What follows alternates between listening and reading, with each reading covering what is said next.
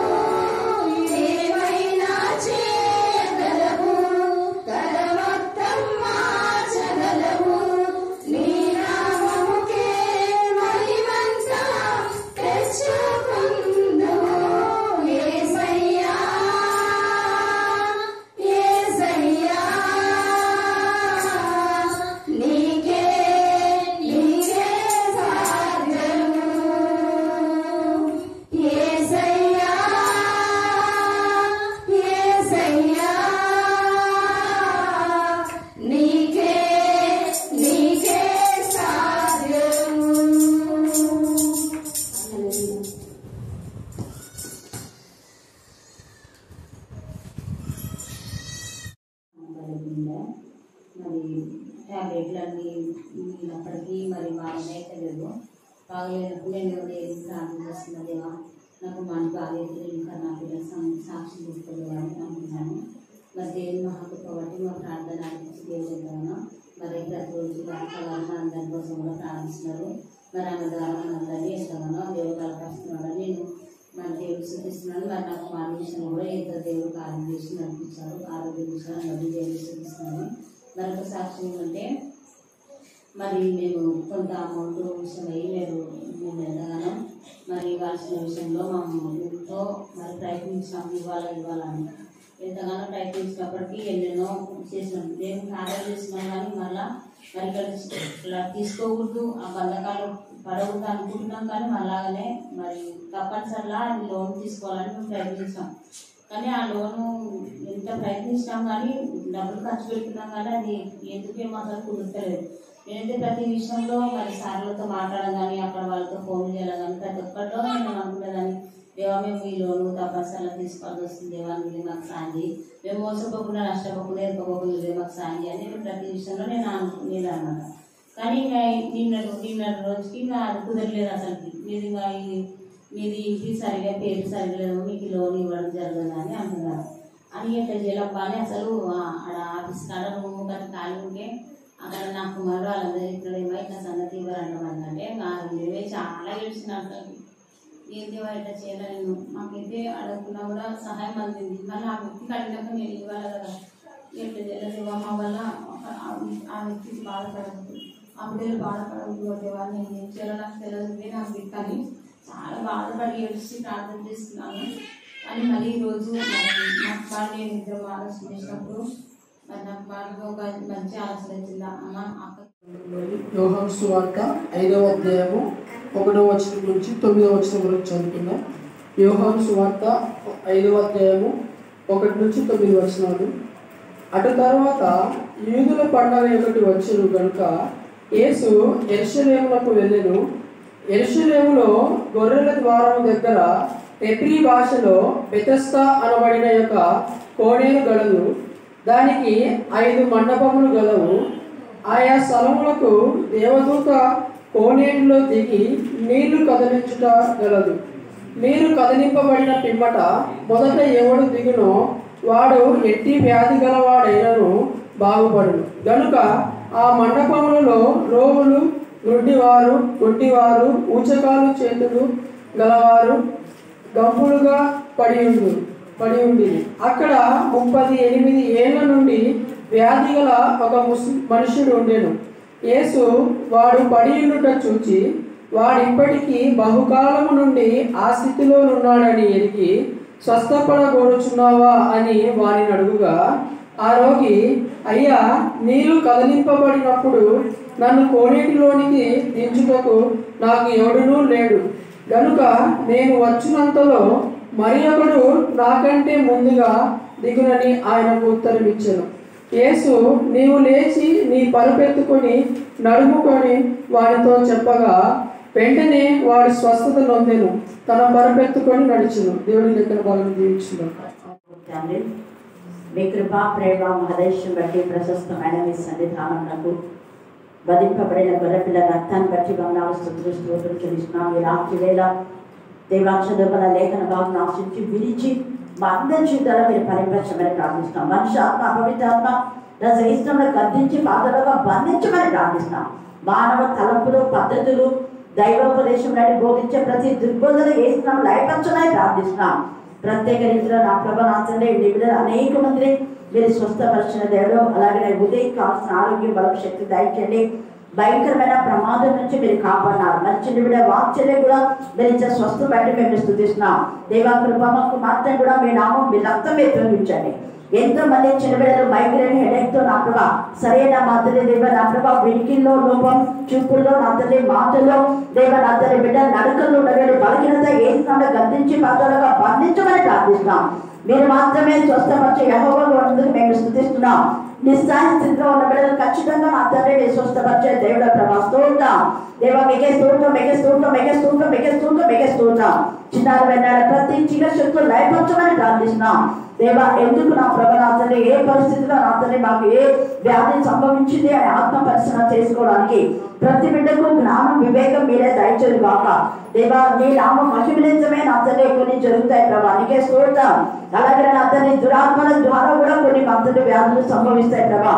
నా పాపం బట్టి మాలో వచ్చినటువంటి వ్యాధులని గుర్తించి దేవ నా ప్రభా నీ నామంలో నీ రక్తంలో స్వస్థత పొందడానికి మారు మనసు పొంది మారు మనసు తగిన ఫలాలు ఫలించిన కూడా కృపాసాన్ని దయచేయమని దేవ. అలాగే ఇందులో మీరు జ్ఞాపకం చేసుకొని చిన్న బిడ్డలో ఉన్న బలహీనత ఏ స్థానంలో లయపరచమని ప్రార్థిస్తున్నాం దేవా. బిడ్డను కనికరించండి, కనికరించండి, కనికరించండి, కనికరించండి, కనికరించమని ప్రార్థిస్తున్నాం దేవా. బ్లెస్సింగ్ కనికరించండి ప్రభా, కనికరించండి, కనికరించండి, కనికరించండి ప్రభా. ఇక్కడ చిన్న బిడ్డలు కనుక అక్కడ నేర్చుకుని వారిని కనికరించమని ప్రార్థిస్తున్నాం. ఈ రోజు పద్దెనిమిది చేసిన బిడ్డలందరూ కూడా కనికరించు కాక తండ్రి మీకు కనికరంతో నింపడ్డారా దేవా. క్రిస్తుని బట్టి నా తండ్రి దేవుని బట్టి నా ప్రభావ వీరనం తండ్రి మధు అన్ని నా ప్రభావ వారు నీ నామను విశ్వసించడానికి మీకు దయచేయండి. చిన్న బిడ్డల పప్పును బట్టి కన్నం బట్టి నా తండ్రి దేవా ఇంకా అతని వారి యొక్క దేవా ఇంకొక చిన్న కుమారుడు బట్టి కూడా నేను స్తుతిస్తూ చేయవచ్చిన ప్రతి బిడ్డను బట్టి నేను స్తుతిస్తున్నాం. స్తోత్రం. పనులకు వెళ్ళి అలసిపోయి వచ్చాయి ప్రభా. మరి ఎన్నెళ్ళ మగ కాల్సిన స్వస్థత మీరే దయచేది కాక దేవా. మరి నీకు జ్ఞాపకం చేసుకుని నీరసం నుంచి విడిపించమని ప్రార్థిస్తున్నాం. స్తోత్రం. చదవని మీరు ధైర్యపరచండి కదా, చిన్నారి ప్రతి బలహీనత నుంచి విడిపించమని ప్రార్థిస్తున్నాం. అలాగే మహిళని నా ప్రభావంతలే దేవా ఇంకొక మహిళని నా ప్రభావంతలే స్వప్నను మీరు జ్ఞాపకం చేసుకొని పవన్ మీరు జ్ఞాపకం చేసుకునే స్తోత్రం. బిడ్డలు పడి 3వ అధ్యాయంలో మనం చూస్తాం. నెహెమ్యా 3వ అధ్యాయము 32వ వచనం చదవండి. నెహెమ్యా 3వ అధ్యాయం 32వ వచనం. మరియు మూలకును గొర్రెల గుమ్మములకును మధ్యను బంగారపు పనివారును వర్తకులను అండర్లైన్ చేసుకొని బంగారం పని చేసే వాళ్ళు తర్వాత వర్తకులు వీళ్ళు యూదులకు సంబంధించిన వాళ్ళని రాయబడ్డ చాలా మంది అన్యులు ఈ మందిరానికి నెహెమ్యా, ఎజ్రా ఇంకా కొంతమంది యూదులు ఎప్పుడైతే సపోర్ట్గా ఉన్నారో వెంటనే అనేక మంది అన్యజనులు వాళ్ళకు సహకరించారు. అలాగనే మనం చూస్తే ఇక్కడ ఎంత చక్కగా దేవునికి మహిమకరమైన విధానంలో సహకరించినటువంటి అన్యులు దేవుని నామమును గణపరచండి. కోరేషు రాజు కూడా రాజు అయినప్పటికీ అతను అన్యుడైనప్పటికీ ఈ యొక్క వీళ్ళందరూ కూడా సహాయం చేశాడు కోరేషు. ఈ యొక్క అన్యులు నిజంగా దేవుని నామమును ఎంత భయంతో భక్తితో చేస్తారు. ఈరోజు కూడా ఇద్దరు అన్యులు వచ్చారు. దేవుడు చాలాసార్లు అన్యులతో దేవుడు మాట్లాడుతున్నాడు. ఎంత మంచిగా వాళ్ళు పెయింట్ తెచ్చుకొని ఆమె అన్నారు లాస్ట్. మళ్ళీ ఏమన్నా తెలిసే వాళ్ళు మేడం ఏ పని ఉన్నా కూడా మాకు ముందు 3 రోజులు చెప్పండి, ఖచ్చితంగా మేము వస్తాము. వేరే వాళ్ళకి చెప్పొద్దండి అన్నారు. అంటే వాళ్ళు ఇక్కడ సాటిస్ఫై అన్నారు, నెమ్మది పొందినందుకే కదా. హల్లెలూయా హల్లెలూయా. ప్రెస్ చేసి 2-3 సార్లు అన్నారు. వేరే వాళ్ళకి చెప్పొద్దని మేడం నాకే చెప్పండి. ఎంత చక్కగా. కారణం ఏంటంటే అన్నిలలో చాలా మందికి దేవుని భయం ఉంది, కానీ దేవుని పిల్లలు చెప్పుకునే వాళ్ళకి దేవుని భయం లేకుండా ఉంటుంది. ఇక్కడ ఈ గొర్రెల ద్వారంలో వీరు బాగు చేశారు. తర్వాత మనం చూస్తే లోయ ద్వారం, పెట్ట ద్వారం దగ్గర కూడా అక్కడ షెల్లూము వారి యొక్క కుమార్తెను బాగు చేశారు. అయితే బాగు చేసింది ఎప్పుడో కొన్ని సంవత్సరాల క్రితం గొర్రెల ద్వారంలో ఈ వర్తకులు బంగారు పని వారు బాగు చేస్తే వాడు చేసిన ఆ పనికి ప్రతిఫలం మనం ఇక్కడ చూస్తున్నాం. ఎన్ని సంవత్సరాలు జరిగిపోయింది. ఆ మందిరం కట్టారు, మందిరం అంతా కూడా ఇదైపోయింది. కానీ యేసు ప్రభు ఉండేటప్పుడు అది ఉండింది, ఆ తర్వాత పోయింది. అయితే అక్కడ గొర్రెల ద్వారం అనేటువంటి ఒక ద్వారం ఉంది. మనం లేఖన భాగంలో చూస్తే యేసు ప్రభు వారు యోహాను సువార్త 10వ అధ్యాయంలో ఏమన్నాడు చూడండి. త్వరగా చదవండి, కంటత కదా వాక్యం అది. ప్రవేశింపగా వేరొక మార్గమున ప్రవేశించువాడు దొంగయు దోచుకుని వారున్నాయి. దొంగలు లైఫ్ వేళ రాదు, దొరలైతే లైఫ్ వేళ వస్తారు. దొంగలు ఏం చేస్తారు అంటే దొంగ గుంపుగా ఉంటారు. వాళ్ళ దొంగలు ఒకరిద్దరు కాదు, వాళ్ళ ఏదో టీం ఉంటుంది అన్నమాట. రౌడీలు కూడా అంతే, రౌడీలైనా కూడా కొంత గుంపులు ఉంటారు. అదే దేవుడి పిల్లలైతే హీరో కానీ హీరోయిన్ ఒక్కరే. దావీదు మన బైబిల్ హీరో. బైబిల్లో చాలా మంది హీరోస్ ఉన్నారు, హీరోయిన్స్ ఉన్నారు. దెబోరా ఒంటరిది, కానీ రౌడీలు దేవునికి విరోధంగా ఉండేటటువంటి గ్యాంగ్ వాళ్ళ కుటుంబాలు, వీళ్ళ కుటుంబాలు, ఆ పెద్దలు, ఈ పెద్దలు, ఇంకా ఎవరెవరినో వాళ్ళు గుంపులు చేసుకుంటారు సంఘంలో. అయితే అదే రాజకీయమైతే నాయకుల గుంపులు, వాళ్ళ వెనకాల ఉన్నటువంటి తొట్టి గ్యాంగ్ అంతా పెట్టుకుంటుంటారు. వాళ్ళకి ఎందుకంటే దాన్ని బట్టి వాళ్ళు పిరిగి వారు అని మనకు అర్థమవుతుంది. వాళ్ళు చేసే దాన్ని బట్టి వాళ్ళు దొంగలు, దోచుకునేవారు అనేది తేటగా పరిశుద్ధాత్మదేవుడు యోహాను సువార్త 10లోనే మాట్లాడుతున్నారు. వాళ్ళు రైట్ మీద రావాలి, రాంగ్ మీద వస్తారు.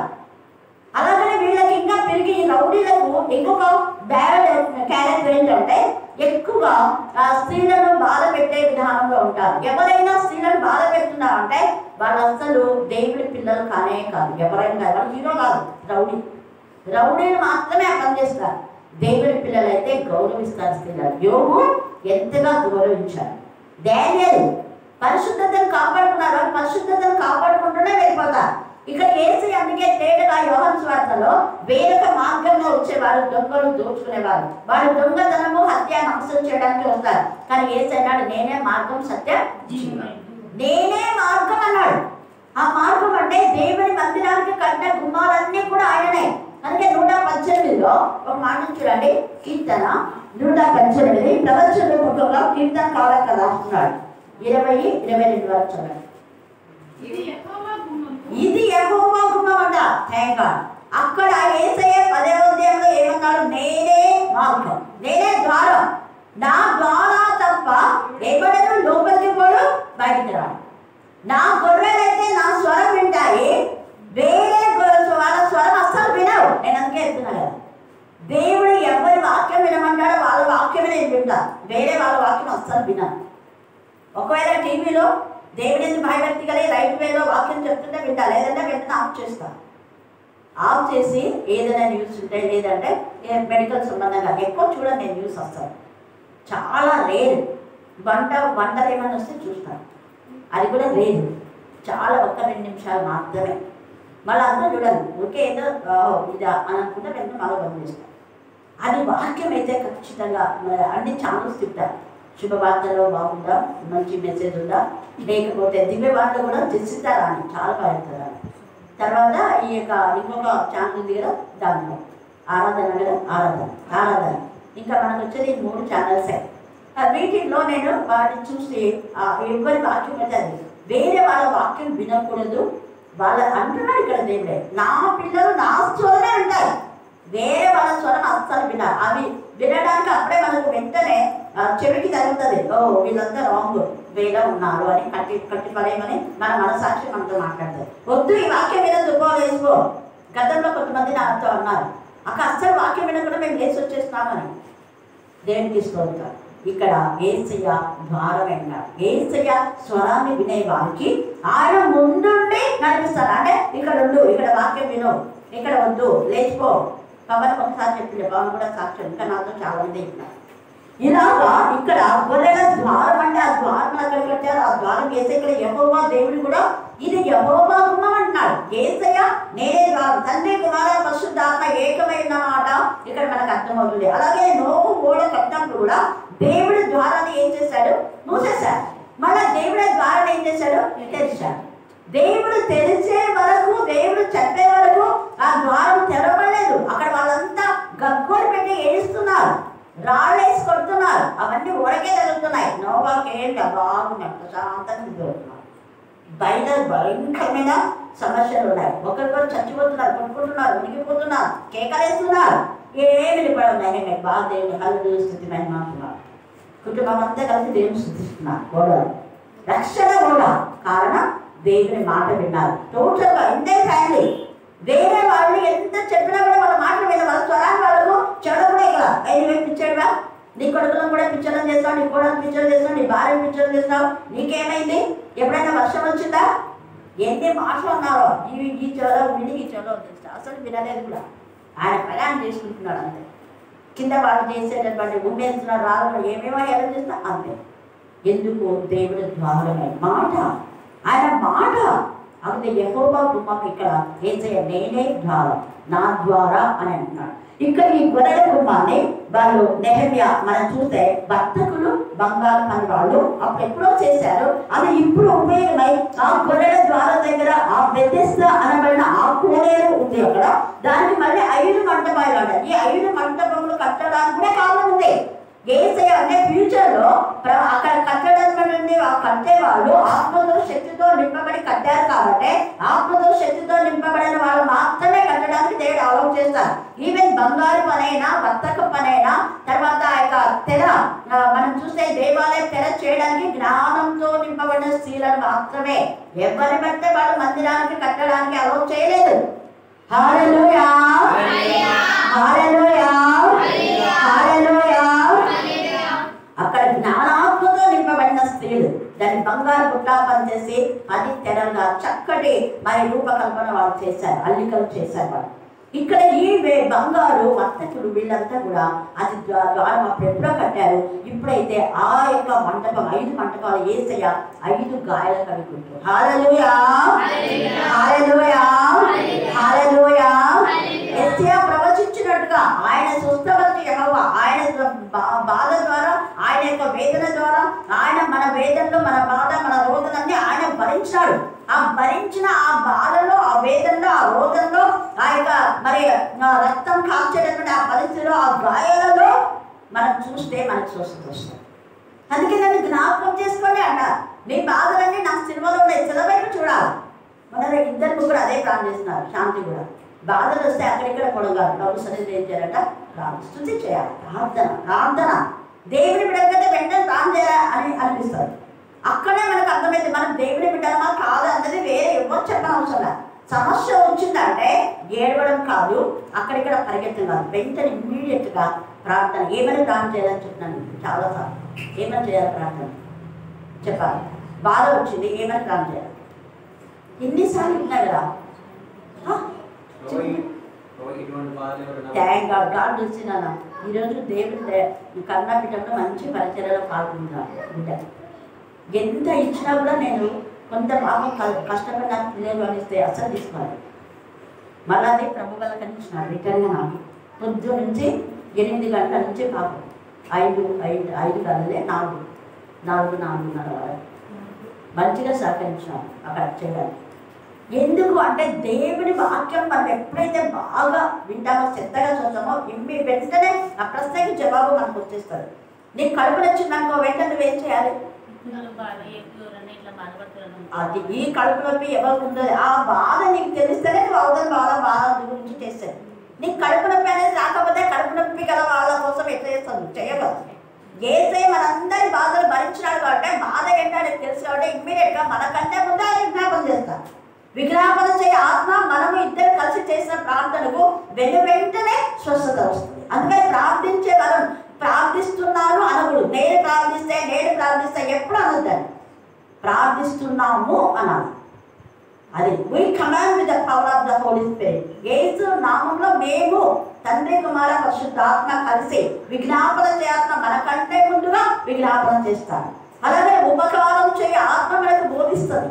ఏ నెహెమ్యాలో రాయబడింది, మీరు చదువుకోండి. ఎంత తేటగా పరిశుద్ధాత్మ దేవుడు మనతో ఉంటాడు. అక్కడ మనకి ఏ బాధ వస్తే ఆ బాధ ఎందుకు వచ్చింది నీకు అంటే 3 విధాలుగా వస్తారు. ఒకటి దేవుని మహిమ కోసమే, మహిమపరచడానికి వస్తారు. వేరే వాళ్ళు సఫర్ అవుతుంటే నువ్వు వాళ్ళ కోసం ప్రార్థన చేయాలి. నీకు ఆ సిచ్యువేషన్ కలుగ చేసి ఆ బాధ ఏంటో నువ్వు తెలుసుకొని ప్రార్థన చేయాలని బోర్డంతో చేయాలని దేవుడు చూస్తాడు. మనం క్యారీ చేసుకోవాలి దాంట్లో. ఇంకొకటి మన పాపంలో బట్టి నువ్వు చేసిన పాపాలు అవివేకం అంతే బాగా ఎక్కువగా ఏదేదో ఆలోచిస్తుంటే ఏమొస్తుంది? ఎక్కువ ఆలోచిస్తుంటే ఏమొస్తుంది? మళ్ళీ ఎన్నిసార్లు అనింది రత్న నేనన్నా ఎక్కువ తింటేది బాబా ఎవరికైనా నేను ఇదే చెప్తా. మిగతా అంటే అక్కకి ఏం తెలుసా బాధ నాకు తెలవట్లేదు కాబట్టి బాగా సింపుల్గా చెప్తుంది. మనం అనుకుంటాం ఆమెకు వస్తే కదా నీ బాధ, నేను ఎంత బాధపడుతున్నాను అక్క నరాలు చిట్టిపోతున్నాయి. చిట్టిపోయే నరాలు చిట్టిపోయే ఎంతమంది ఉంటారు. ఇంకా పెళ్ళై 10 మంది పిల్లలు ఉన్నారు. అంటే రత్న కొత్తే కాదు చెప్పిన వాళ్ళ గురించి మాట్లాడుతాను. ఇంకా తన పెళ్ళైంది కాబట్టి ఒకవేళ తనకు వచ్చినా ఇది అనమాట రీసర్ చిన్న పిల్లలకు ఓ అమ్మ ఎంత అయిందా. కాబట్టి మనం వెంటనే చేయాల్సింది ప్రార్థన. ఇక్కడ ఎప్పుడో కట్టిన ఆ గొర్రెల ద్వారా 5 మంటపాలు ఏసై స్వస్థపరుస్తారని ప్రవచన రూపకంగా కట్టారు. అక్కడికి ఏం జరుగుతుందంటే ఒక దూత వచ్చిందంట. చూడండి, దూతలు ఎక్కడ దూతలు ఉన్నారని కామెంట్ చేసేవాళ్ళు చాలా ఉంటారు. ఇప్పుడు ఉన్నారు, అప్పుడు ఉన్నారు. ఏ సమయంకి వస్తుందో తెలియదంట ఎవరికి.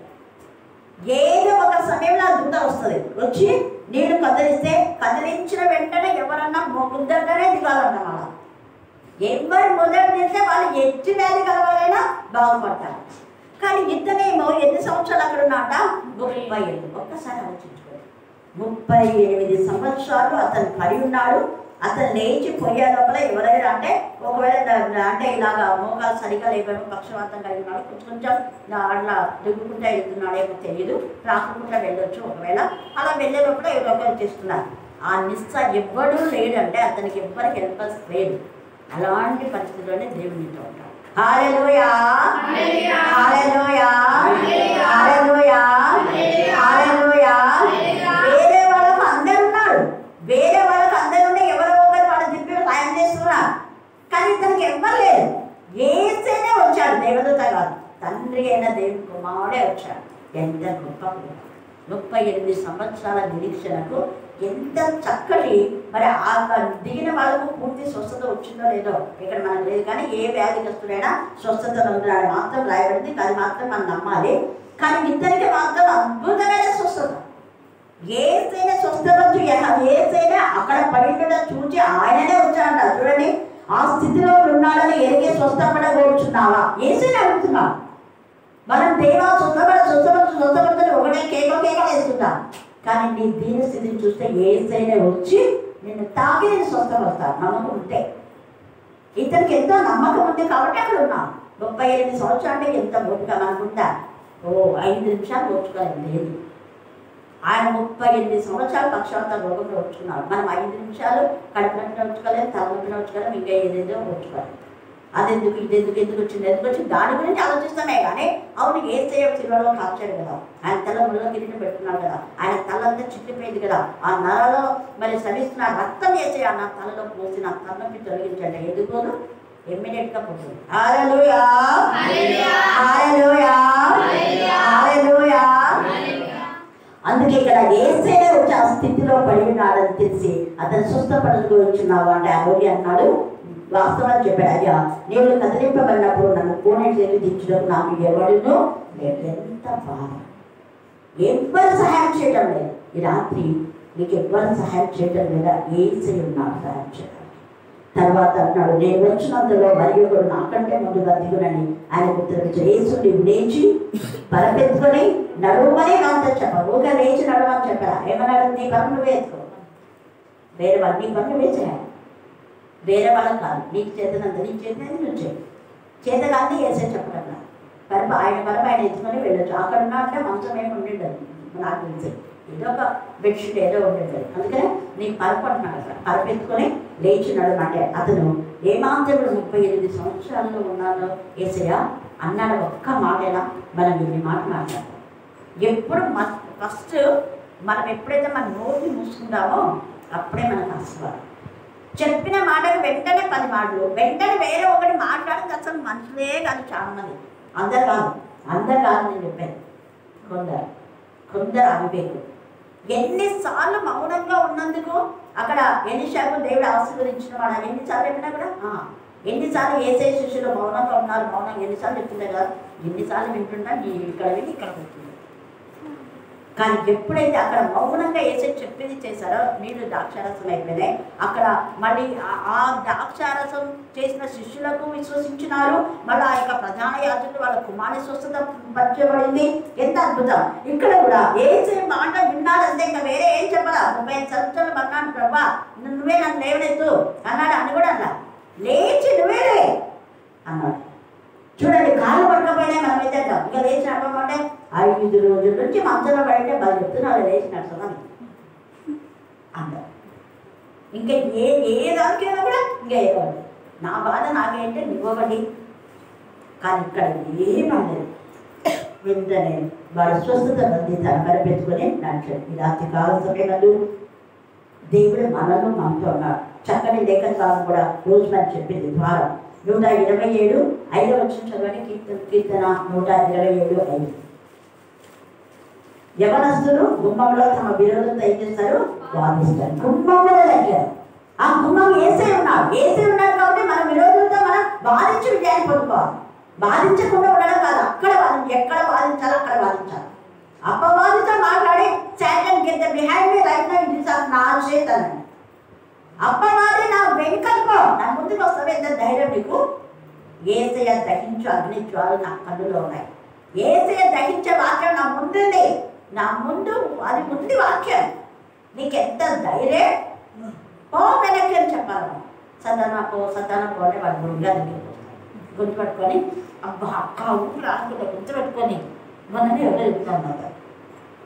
అది అలాంటి కాకుండా వాక్యంతో మనం చెప్పాలి. వాడిని గద్దిస్తే వాడు మన దగ్గరికి. అందుకే నేను చాలాసార్లు గద్దించేది. ఎందుకంటే అందుకే చిన్నగా చెప్తే విన్నారు, ఘాటుగా చెప్తే అప్పుడు కానీ బుద్ధి రాదు. అందుకే ఇక్కడ చూడండి ఎంత గుమ్మం వద్ద బాధిస్తారంట. తర్వాత 119వ కీర్తన 67వ వచనం చదవండి. చూద్దాం. శ్రమ నుండి నాకేమైంది? ఈ శ్రమ నీకు ఎందుకు వచ్చినట్టే మేలు కోసమే. నువ్వు దేవుని మర్చిపోయినావు, దేవుని అవమానపరిచినావు, లేకపోతే ఆధ్యాత్మికంగా మరి చర్చిస్తున్నావేమో. అందుకే దేవుడు నీకు శ్రమ పెట్టాడు. రోగంలో ఎందుకు వస్తాయి? యోగుకు వచ్చింది డబల్ బ్లెస్సింగ్స్ ఇవ్వడం కోసమే. యోసేపుని వాళ్ళందరూ కొట్టారు. ఎందుకు? కుటుంబం అంతా ఆశీర్వదించారు. కొన్ని దేవుని మహిమ కోసమే. గుడ్డి వాడుగా పుట్టడానికి ఎవరు పాపం చేశారు వేసే అంటే వాడు కాదు, వాడు తల్లిదండ్రులు కాదు. ఎందుకంటే వాడు గుడ్డిగా పుట్టడానికి దేవుని మహిమ వచ్చారు. God bless you. దేవుని మహిమ కోసం ఇంకొక గుడ్డివాడు కరుణించమన్నాడు. అతను అన్నాడు చూపు పొందులు కాక అన్నాడు. పెద్దాను ఎవరిని ఏ విధానంలో బ్లెస్ చేయాలో అలా బ్లెస్ చేస్తారు. నిన్ను కూడా ఎలా బ్లెస్ చేయాలో అలా బ్లెస్ చేస్తారు. అయితే మనమందరం కూడా వేటెన్సీ కనిపెట్టుకుని ఉండాలి. ఆయన దగ్గర వినయ మనసులోనే తగ్గించుకొని వాక్యంలో ఉన్న వాక్య సారాంశాన్ని మనం తీసుకోవాలి. పదే చెరుకు రసం దగ్గరికి పోతే దాన్ని చూసి నాకు ఈ సారాంశం అనేది గుర్తొస్తుంది. చెరుకు రసం దగ్గరికి పోతే ఒక్కసారి చెరుకు పెట్టిస్తాడు. వాడు ఎన్నిసార్లు వేస్తాడు? తీసి పడేయంటే కూడా మొదలు పెడతాడు. అది పెట్టే పడేయాలి. నేను కూడా ఛాన్సాలు చెప్పినాను. చెరుకు రసం అది పడేసేయి నాయన, ఇంకా సాలే, నాకు కొంచెం సాలే, అర్థంలోనే ఇచ్చేసేయి అంటాను. కానీ ఇవ్వడు. నీకు కొంచెమైనా నడవకి మేము తెలిసినాను. మరి వాక్యం కూడా వాక్యంలో ఉన్న సారాంశాన్ని గ్రహించాలి. పదే చదివి ధన్యవాదాలు. దేవుడు ఈ లేఖన భాగాన్ని దీవించి ఆస్వాదించుగాక. ఆమేన్. చివరి ప్రార్థన. మరి అఖిల్ మనలో ప్రార్థన అనిపిస్తాడు. అఖిల్ చేతిలో చాలా బిజీ ఉన్నాడు. అయిపోయింది అఖిల్ ఇంతది. కాక చక్కని నాణ్యవరణ చేసి నేను అక్కని ఇంకా దీవించి ఆశీర్వదించి బలపరిచి నేను ఇక్కడ చేయని ప్రతి ఒక్కరిని దీవించి ఆశీర్వదించిన నీ కృపలో పరిశుద్ధ ఆత్మతో నింపుకొని అందరినీ నైనా మరి నైనా నీ యొక్క మాకు తరుణం ఇచ్చినానైనా అలనాడు ఆ పోస్తులనైనా ఇంటింటనైనా దినం రొట్టెలు ఇచ్చినానైనా నా దేవ. ఇదిగో మరి ఒక ఆదివారమైనా మాకు ఇచ్చిన దాన్ని బట్టి మీకు స్థుతిస్తూ నైనా ఈ యొక్క ఆదివారం మాకు నీకు రొట్టె నీ యొక్క ద్రాక్షరసం తినే అదృష్టం మాకు ఇచ్చినైనా ఎవరైనా రొట్టెలో చేసిన వాళ్ళు అపరాధులు దేవా మీకు స్తోత్రునైనా. మేము అయోగ్యం కాక పాపము క్షమించినైనా, మా దోషం క్షమించినైనా మరి నైనా నీ యొక్క సినిమాని ఎత్తుకుని ప్రకటించే వాడినిగా నిలబెట్టు దేవా మీకు స్తోత్రునైనా. అవును తండ్రి వాక్యం నైనా వివరిస్తుంది చక్కగానైనా. మరి ఎవరు అయోగ్యం తినకునైనా నీకు సిలువని ఎత్తుకొని ప్రకటన చేయాలని వాక్యం చెప్తున్నదేవా మీకు స్తోత్రం. మరి మేము కేవలం నైనా మరి ఏదో సమాజం సంఘాలు చేస్తున్న నైనా నిబంధనలు కాకుండా దేవుడు చెప్పిన వాక్యం నైనా నెరవేర్చుకునైనా మన యొక్క వాక్యం ప్రకటించే వాళ్ళని నిలబెట్టి మేము శిక్షకు పాత్రలు కాకుండా నైనా నీ యొక్క రాజ్యానికి వారసులయ్యేటట్టు మమ్మల్ని నైనా మమ్మల్ని యొక్క రక్షణ దయచేసినందుకే నీకు స్తుతిస్తూ చెల్లించవచ్చు. ఇంకా అక్కడిని బలపరిచి దీవించి నైనా అనేకనైనా మార్చుట కార్యములు చేయమని ఇక్కడ చేయని ప్రతి ఒక్కరిని దీవించి ఆశీర్వదించమని యేసు శక్తి నామం ప్రతిమాలు పొంది ఉన్నాం తండ్రి. ఆమేన్.